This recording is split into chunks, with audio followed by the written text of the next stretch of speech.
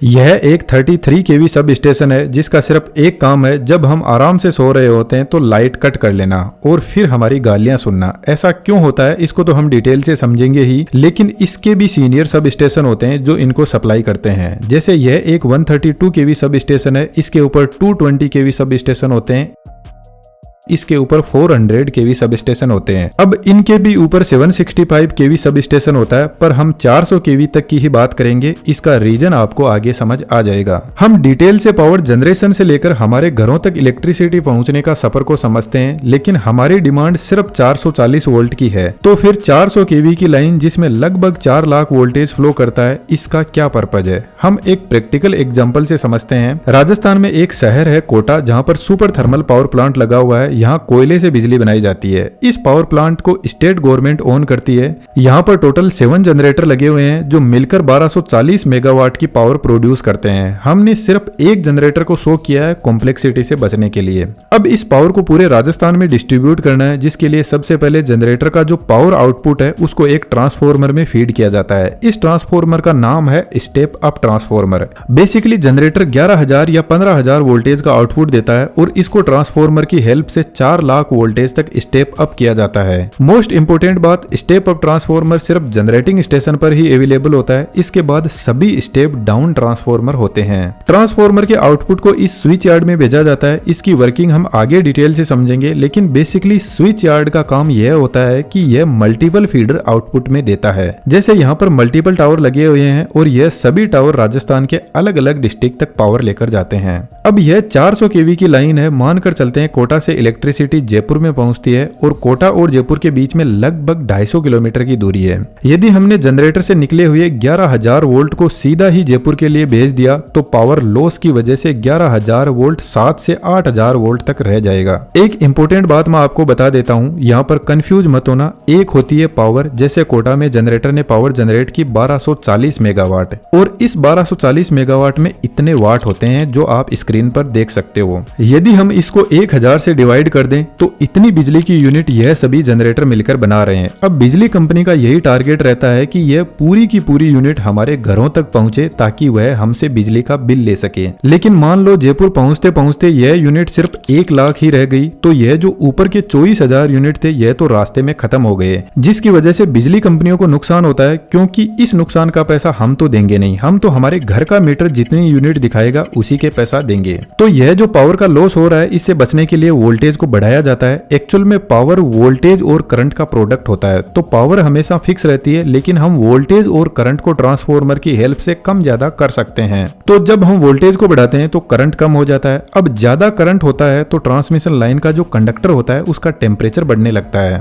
और वह गर्म होने लगता है, जिससे हमारी जो पावर थी वह हीट एनर्जी में बदल जाती है और रास्ते में लॉस हो जाती है। तो जैसे ही ट्रांसफॉर्मर वोल्टेज को बढ़ाने लगता है तो उसी के रेस्पेक्ट में करंट कम होता जाता है, जिससे कंडक्टर का टेम्परेचर ज्यादा नहीं बढ़ेगा। और सबसे इंपॉर्टेंट बात, जब करंट कम होता है तो कम करंट को हम पतले वायर से भी फ्लो करवा सकते हैं, जिससे ट्रांसमिशन लाइन की कॉस्ट भी कम होती है। जब यह 400 केवी की लाइन जयपुर पहुंचती है तो इस वोल्टेज को धीरे धीरे डाउन लाने की प्रोसेस स्टार्ट की जाती है, जिसका काम यह स्विच यार्ड करते हैं। इस स्विच यार्ड में जैसे 3 इनकमिंग लाइन आ रही है, इन तीनों लाइन में से 2 कोटा से आ रही है और एक मान के चलते हैं दिल्ली से आ रही है। यदि कभी कोटा का पावर प्लांट फेल हो गया, कभी हमें ज्यादा लोड की जरूरत पड़ी, तो हम दिल्ली वाली पावर को भी यूज में ले सकते हैं। यह ट्रांसमिशन लाइन इस गेंट्री टावर पर आकर टर्मिनेट होती है। स्विच यार्ड का जो सबसे पहला इक्विपमेंट होता है उसका नाम है लाइटिंग अरेस्टर, और यह ट्रांसमिशन लाइन के पैरेलल में लगा रहता है। जब आसमान वाली बिजली गिरती है और वह नीचे आने लगती है तो आपने देखा होगा उसके बहुत सारे विंग्स होते हैं, और बेसिकली यह विंग्स किसी पेड़ या ट्रांसमिशन लाइन को ढूंढते रहते हैं जो जमीन से सबसे ज्यादा ऊंचाई पर है, क्योंकि इस लाइटिंग को जमीन के अंदर जाकर अपने आप को डिस्चार्ज करना होता है। और हमारी जो ट्रांसमिशन लाइन होती है यह काफी ऊंचाई पर होती है। तो जैसे ही यह लाइटिंग स्ट्राइक ट्रांसमिशन लाइन पर गिरती है तो ट्रांसमिशन लाइन में ऑलरेडी 4 लाख वोल्टेज फ्लो कर रहा है, और इस थंडर लाइटिंग की वजह से यह वोल्टेज करोड़ों में फ्लो करने लग जाता है। और हमने ट्रांसमिशन लाइन और जितने भी इक्विपमेंट यहाँ पे लगे हुए हैं उनकी डिजाइन 4 लाख वोल्टेज के हिसाब से की है, करोड़ों वोल्टेज के हिसाब से नहीं की। तो लाइटिंग अरेस्टर इस थंडर स्ट्राइक के हेवी वोल्टेज को सीधा जमीन में भेज देता है, क्योंकि लाइटिंग स्ट्राइक के टाइम एलए लो रजिस्टिव पाथ प्रोवाइड करवाता है और करंट हमेशा सीधा भागने की कोशिश करता है। तो यह इससे जमीन में चला जाता है। बेसिकली स्विच यार्ड के नीचे एक मेटल का ग्रिड स्ट्रक्चर सेट किया जाता है जो हाई वोल्टेज को आसानी से ग्राउंड कर देता है। एलए सर्ज प्रोटेक्शन भी प्रोवाइड करवाता है। कई बार लाइन में ही अपने आप से अचानक वोल्टेज बढ़ जाता है और इसको भी ग्राउंड कर दिया जाता है। एलए के बाद में एक डिवाइस और लगी रहती है जिसको कैपेसिटिव वोल्टेज ट्रांसफॉर्मर बोलते हैं। यह डिवाइस दो काम करती है। थोड़ा सा दिमाग लगाओ और सोचो कि यह जो 4 लाख वोल्ट है इसको आप मेजर कैसे करोगे। क्या हमारे पास में कोई ऐसी डिवाइस है जो इतने वोल्टेज को मेजर कर सके? तो फिर सीवीटी एक डिवाइस होता है जो इस 4 लाख वोल्ट को 110 वोल्ट तक डाउन कर देता है, जिनको हमारे नॉर्मल मीटर आराम से मेजर कर सकते हैं। सीवीटी के दूसरे काम को हम वेव ट्रैप की हेल्प से समझते हैं। ट्रांसमिशन लाइन पावर को तो ट्रांसफर करती ही है, इसके साथ में कम्युनिकेशन सिग्नल को भी एक सब स्टेशन से दूसरे सब स्टेशन तक लेकर जा सकती है। लेकिन ध्यान देने वाली बात है, जब हम कॉल करते हैं तो हमारे मोबाइल फोन में जो सिग्नल होता है उसकी फ्रीक्वेंसी मेगावाट में होती है, जिसकी वजह से हमारी वॉइस बिना किसी डिले के हमें क्लियर सुनाई देती है। लेकिन यह जो पावर ट्रांसमिशन लाइन होती है इसमें 30 to 500 किलोहर्ट्ज की फ्रीक्वेंसी ही होती है, तो इसमें कम्युनिकेशन की स्पीड स्लो हो जाती है। अब यह जो सीवीटी होता है यह सब स्टेशन के जो कम्युनिकेशन के सिग्नल है उनको ट्रांसमिशन लाइन में इंजेक्ट और कलेक्ट करने का काम करता है। लेकिन ध्यान देने वाली बात है कि यह लाइन में हाई फ्रीक्वेंसी सिग्नल को इंजेक्ट करता है और हमारे घरों में सिर्फ 50 हर्ट्ज की फ्रीक्वेंसी ही आनी चाहिए। तो यहाँ पे लगा हुआ जो वेव ट्रैप है यह आगे सिर्फ 50 हर्ट्ज की फ्रीक्वेंसी ही पास करता है, बाकी सभी कम्युनिकेशन सिग्नल्स को ब्लॉक कर देता है। बेसिकली यह लाइन के सीरीज में लगा रहता है। अब यहाँ से पावर जाती है करंट ट्रांसफॉर्मर के पास में। यह बेसिकली लाइन के करंट को मेजर करता है। तो जब भी लाइन में कोई फॉल्ट आता है तो लाइन का करंट बढ़ जाता है और यह इस फॉल्ट करंट को मेजर कर लेता है। करंट ट्रांसफॉर्मर की वर्किंग इस वीडियो में डिटेल से हमने एक्सप्लेन की है, आप यहाँ पर देख सकते हो। यह ट्रांसफॉर्मर भी लाइन से जो हाई वोल्टेज आ रही है उसको 1 से 5 एम्पियर तक डाउन कर देता है, जिसको हमारे नॉर्मल मीटर आसानी से मेजर कर सकते हैं। अब यहाँ से इस कॉम्प्लेक्स स्विच यार्ड को समझने की कोशिश करते हैं, जो एक्चुअल में बहुत सिंपल होता है। लेकिन स्विच यार्ड की डिजाइन हर जगह पर थोड़ी थोड़ी अलग हो सकती है, लेकिन जो इक्विपमेंट लगे हैं वह ठीक इसी तरीके से और इसी ऑर्डर में लगे रहते हैं जैसे मैंने अभी आपको बताए और आगे आपको बताऊंगा। लेकिन एक इंपॉर्टेंट बात, आप वेट किस चीज का कर रहे हो? प्रॉपर हम सपोर्ट प्रोवाइड करवा रहे हैं एनी टाइम, पोर्टफोलियो बनाकर देंगे, अर्निंग के जितने भी तरीके हैं उनको डिटेल से समझाएंगे। अब आगे तो आपको ही हाथ बढ़ाना होगा। 3D एनिमेशन आज के टाइम की शानदार स्किल है और हमने एडवांस 3D एनिमेशन के कोर्स में A to Z सभी टाइप के एनिमेशन को कवर किया है। आप जैसा चाहो वैसा एनिमेशन क्रिएट कर सकते हो। पूरी डिटेल डिस्क्रिप्शन में अवेलेबल है। वेट करने में कुछ नहीं रखा, कुछ सीखने पर फोकस करो। अब वापस टॉपिक पर आते हैं। इस 400 kV सब स्टेशन में 3 बस है, main bus 1, main bus 2 and transfer बस। इसका यूज अभी आपको आगे समझ आ जाएगा, लेकिन हमारा टारगेट है इन बस को चार्ज करना। सिटी से लाइन वापस गेंट्री टावर के पास में जाती है और इधर से होते हुए लाइन को नीचे उतारा जाता है। लाइन के नीचे उतरते ही सबसे पहले जो इक्विपमेंट लगा होता है इसको बोलते हैं आइसोलेटर। यह ठीक हमारे जो घर में स्विच होता है उसी की तरह काम करता है, लेकिन हाई वोल्टेज लाइन को हम हमारे घर के स्विच की तरह बंद नहीं कर सकते। इस आइसोलेटर से लाइन को तभी बंद किया जा सकता है जब लाइन पहले से बंद हो। कहने का मतलब जब आपके घर में लाइट नहीं हो तभी आप स्विच को बंद कर सकते हो। ठीक ऐसा ही आइसोलेटर काम करता है। तुरंत आपके इंटेलिजेंट दिमाग में क्वेश्चन आएगा कि यह क्या मुरक्ता है, लेकिन यह एक बहुत ही इंटेलिजेंट और समझदार डिसीजन है।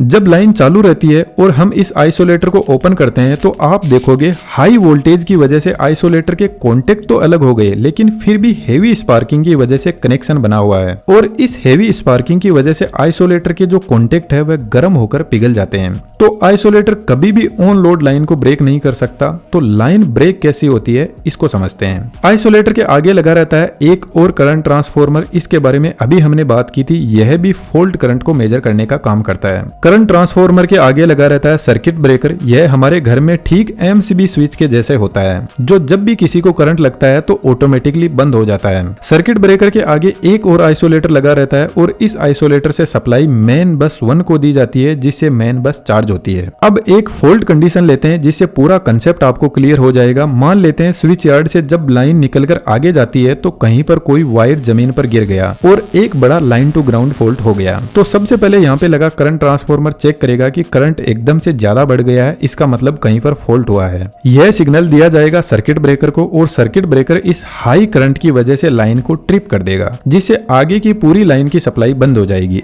अब सर्किट ब्रेकर ने लाइन को बंद तो कर दिया, लेकिन एक बड़ी प्रॉब्लम होती है। यह जो सर्किट ब्रेकर है इसका नाम है SF6 सर्किट ब्रेकर, और जब यह लाइन को कट करता है तो इसमें ऐसे कॉन्टेक्ट होते हैं जो दूर दूर हो जाते हैं। अब जिस तरीके से आइसोलेटर में स्पार्किंग हुई थी, ठीक वैसी स्पार्किंग यहाँ पर भी होती है, लेकिन यहाँ पर SF6 गैस होती है, वह इस स्पार्किंग को बुझा देती है। लेकिन प्रॉब्लम यह होती है कि सर्किट ब्रेकर जब लाइन को ब्रेक करता है तो इसके दोनों कॉन्टेक्ट के बीच में दूरी बहुत कम होती है, तो हो सकता है लाइन के अंदर थोड़ा करंट महसूस किया जा सकता है। यदि और सिंपल लैंग्वेज में समझे तो सर्किट ब्रेकर ठीक कपल्स के बीच में जस्ट हुए ब्रेकअप की तरह होता है। आपस में बात नहीं होती है, लेकिन कनेक्शन फिर भी थोड़ा बहुत बना रहता है। तो फिर सेफ्टी पर्पज के लिए इस आइसोलेटर को भी ओपन कर दिया जाता है, जिसके कॉन्टेक्ट के बीच में भरपूर दूरी है, जिसका मतलब है अब फाइनल ब्रेकअप हो चुका है, कोई कॉन्टेक्ट नहीं बचा। वैसे सर्किट ब्रेकर की डिटेल वर्किंग हमने इस वीडियो में एक्सप्लेन की है, जरूर से देखना, आपको इलेक्ट्रिकल इंजीनियरिंग में बहुत हेल्प करेगा। अब आपके दिमाग में एक क्वेश्चन और आना चाहिए कि इधर एक और आइसोलेटर क्यों लगाया है। एक्चुअल में जो सर्किट ब्रेकर होता है उसका मैकेनिज्म बहुत कॉम्प्लेक्स होता है, तो इसको भी मेंटेनेंस की जरूरत पड़ती है, तो इस पर काम करने के लिए आइसोलेटर को भी ओपन कर दिया जाता है। ठीक इसी तरीके से जो तीनों इनकमिंग लाइन आ रही है वह सेम ही तरीके से मेन बस 1 को चार्ज करती है। अब मेन बस 2 को चार्ज करने के लिए जिस तरीके से मेन बस 1 की तरफ isolator, CT, circuit breaker, isolator लगे हैं, ठीक इसी तरीके से मेन बस 2 को चार्ज किया जाता है। इसी तरीके से यहाँ पर एक बस और लगी हुई है जिसको ट्रांसफर बस बोलते हैं, तो इस गेंट्री टावर से यहाँ जो लाइन आगे की तरफ आ रही है इसको नीचे उतार कर आइसोलेटर से ट्रांसफर बस को चार्ज किया जाता है। अब ट्रांसफर बस में सर्किट ब्रेकर और CT नहीं लगे रहते हैं, इसका रीजन भी मैं आपको आगे बताऊंगा। लेकिन ध्यान देने वाली बात यह है कि तीनों बस को एक साथ में चार्ज नहीं किया जाता है, सिर्फ मेन बस 1 ही अभी चार्ज है, तो इसका आइसोलेटर क्लोज पोजीशन में है। मेन बस 2 और ट्रांसफर बस का आइसोलेटर ओपन रखा गया है। अब यह मेन बस इधर की साइड में आ रही है, जहां से वापस लाइन को आइसोलेटर में लाया जाता है और फिर सर्किट ब्रेकर में, फिर वापस आइसोलेटर में और फिर वापस ऊपर गेंट्री टावर से होते हुए यह लाइन ट्रांसफार्मर के पास में पहुंचती है। यह एक स्टेप डाउन ट्रांसफार्मर है जो 440 किलोवोल्ट को 220 किलोवोल्ट तक रिड्यूस कर देता है। सेम ही तरीके से इस दूसरे ट्रांसफार्मर का कनेक्शन भी यहाँ पर लगा हुआ है। अब यह मेन बस जितनी इधर आ रही है उतनी ही उधर दूसरी साइड में भी जा रही है, तो दोनों साइड में मल्टीपल ट्रांसफार्मर लगाए जा सकते हैं। लेकिन यहाँ पर एक इंपॉर्टेंट डिवाइस और लगा हुआ है। ट्रांसफार्मर जैसा ही है, लेकिन इसके आउटपुट में कोई भी टर्मिनल नहीं है। जो इलेक्ट्रिकल इंजीनियरिंग से है वह जरूर से कमेंट बॉक्स में बताएं इस डिवाइस का नाम क्या है, इसको हम किसी और वीडियो में डिस्कस करेंगे।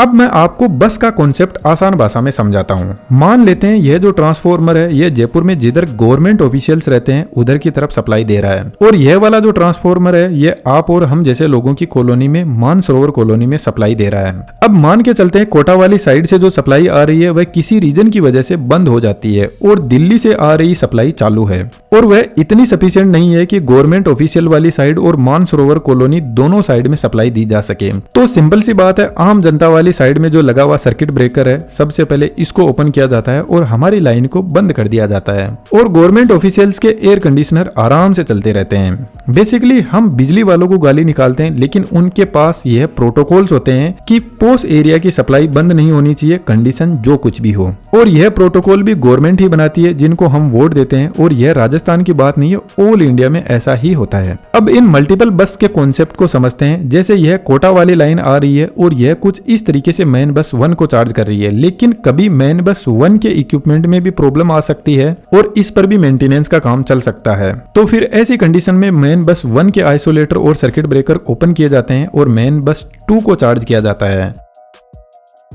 अब मेन बस 2 की लोड साइड में चलते हैं, तो इधर इस आइसोलेटर पर सप्लाई उतारी जाती है। यहाँ से सर्किट ब्रेकर और आइसोलेटर से होते हुए वापस लाइन ऊपर जाती है और फिर से ट्रांसफार्मर को फीड कर दिया जाता है। तो कई बार सब स्टेशन में मेंटेनेंस का काम चलता है, तो एक बस का लोड दूसरी पर ट्रांसफर किया जाता है ताकि हमारी सप्लाई इंटरप्ट ना हो। अब यह जो ट्रांसफर बस है जिसमें कोई भी सिक्योरिटी नहीं है, सिर्फ एक आइसोलेटर लगा हुआ है, इसका काम सिर्फ टेम्परेरी होता है। जब दोनों बस पर कोई काम चल रहा होता है तो सिर्फ कुछ टाइम के लिए इसको काम में लिया जाता है, फिर वापस लोड को उन दोनों लाइन पर भेज दिया जाता है। स्विच यार्ड का मेन काम लोड बैलेंसिंग का होता है। जब फेस्टिवल सीजन होता है तो हमारी इलेक्ट्रिसिटी की डिमांड एकदम से बहुत ज्यादा बढ़ जाती है, तो फिर ऐसी कंडीशन में इस सब स्टेशन के अंदर जितनी भी लाइंस आ रही है कोटा और दिल्ली से, इन सभी लाइन को मेन बस 1 और मेन बस 2 में फीड किया जाता है। अब दोनों बस चार्ज है तो कुछ ट्रांसफॉर्मर को कोटा वाली लाइन से कनेक्ट किया जाता है और कुछ ट्रांसफॉर्मर को दिल्ली वाली लाइन से कनेक्ट किया जाता है और इस तरीके से लोड को बैलेंस करते हैं। अब वैसे तो यह दोनों मेन बस अभी मैंने आपको डिटेल से बताया किस तरीके से कनेक्ट होती है, लेकिन फिर भी यहाँ पर साइड में एक बस कपलर लगा रहता है जो इन दोनों बस को आपस में कनेक्ट करता है, जो लोड बैलेंसिंग के टाइम पर कई बार काम में लिए जाते हैं। यह एक स्टेप डाउन ट्रांसफॉर्मर है जो 400 केवी को 220 केवी तक स्टेप डाउन करता है। ट्रांसफॉर्मर की वर्किंग आप इस वीडियो से देख सकते हो, लेकिन अभी भी यह वोल्टेज बहुत ज्यादा हाई है। 220 केवी की सप्लाई जनरली यह ट्रांसफॉर्मर जयपुर के उन एरियाज में दी जाएगी जहां पर लोड की ज्यादा डिमांड है।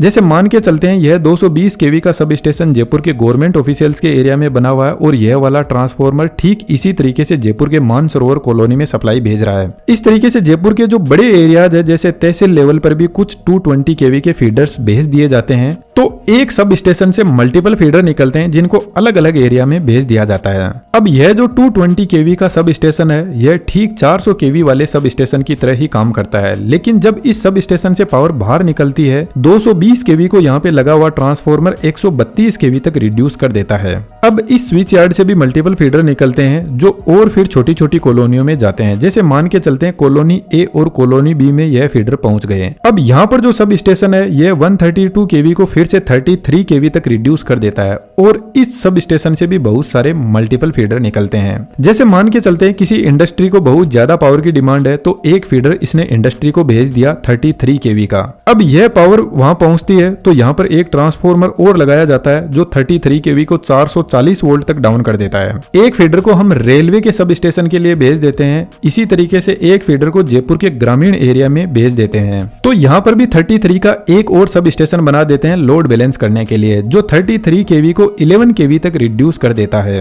और यहाँ से 11 केवी के मल्टीपल फीडर निकलते हैं जो गांव के अलग अलग एरिया में जाते हैं और इस 11 केवी को हमारी गली या नुक्कड़ के सामने एक ट्रांसफॉर्मर लगाया जाता है जो 440 वोल्ट तक डाउन कर देता है और फिर यहाँ से सप्लाई हमारे घरों में दी जाती है। अब यह 33 केवी के जो सभी स्टेशन होते हैं यह भी अपने हिसाब से लोड को मैनेज करते रहते हैं। जैसे ग्रामीण एरिया में लोग खेती ज्यादा करते हैं तो वहां पर मोटरें चलती है पानी निकालने के लिए, तो पावर की डिमांड ज्यादा होती है। तो यह सब स्टेशन 6 घंटे के 4-4 स्लॉट बनाकर रख सकते हैं जिसमें अलग अलग टाइम पर गांव के अलग अलग एरिया में 3 फेज की सप्लाई दी जाती है, जिससे गांव के लोग मोटर चलाते हैं और खेती करते हैं। तो इलेक्ट्रिसिटी के फाइनल एंड कंज्यूमर हम लोग ही होते हैं। अब यहाँ पर जितने भी जो सब स्टेशन है वह ठीक सेम ही तरीके से काम करते हैं। हर सब स्टेशन में बस को चार्ज किया जाता है और फिर उससे मल्टीपल फीडर निकलते हैं। लेकिन एक इंपॉर्टेंट बात मैं आपको बता देता हूँ, यह जो इलेक्ट्रिसिटी का आपने सफर देखा यह काफी लंबा था, लेकिन कोटा में जो लगा हुआ सुपर थर्मल पावर प्लांट पर जनरेटर है वह कभी भी बंद नहीं होता है। यहाँ पर मल्टीपल यूनिट होती है तो कोई यूनिट बंद भी होती है तो दूसरी को चालू कर दिया जाता है। यहाँ पर पावर एनी टाइम अवेलेबल रहती है, फिर भी हमारी सप्लाई क्यों चली जाती है? इसके पीछे रीजन होता है लोड बैलेंसिंग। जो आपने इलेक्ट्रिसिटी का इतना लंबा सफर देखा इसमें हाई वोल्टेज बहुत ज्यादा होता है, जिसकी वजह से कई बार गर्मी की वजह से कोई भी इक्विपमेंट खराब हो जाता है या कोई फॉल्ट आ जाता है तो लाइन को बंद करना पड़ता है, जिसकी वजह से हमारी सप्लाई बंद कर दी जाती है। और जैसा मैंने ऊपर आपको एक एग्जांपल दिया था, जो पोस्ट एरियाज होते हैं उनमें सप्लाई हमेशा चालू रहती है, तो कई बार यह भी एक रीजन होता है कि जब सफिशिएंट लोड नहीं होता तो सिर्फ इंपोर्टेंट एरियाज की ही सप्लाई ऑन रखी जाती है। और जो लोग गाँव से बिलोंग करते हैं उन लोगों ने देखा होगा कि गाँव में पावर कट बहुत ज्यादा होते हैं, क्योंकि गाँव में सिटीज के मुकाबले फैक्ट्रियां नहीं होती है और खुला माहौल होने की वजह से लोग कुछ टाइम तक रह सकते हैं। मेरे ख्याल से आपको इलेक्ट्रिसिटी का इतना लंबा सफर अच्छे से समझ आया होगा। फिर भी कोई डाउट हो तो कमेंट बॉक्स में जरूर से लिखना। आप हमें सपोर्ट करने के लिए चैनल की मेंबरशिप ज्वाइन कर सकते हो। ऐसा एनिमेशन सीखने में इंटरेस्टेड हो तो डिस्क्रिप्शन में डिटेल्स अवेलेबल है, जरूर से ज्वाइन कीजिएगा, आपको बहुत कुछ सीखने को मिलेगा। Thank you.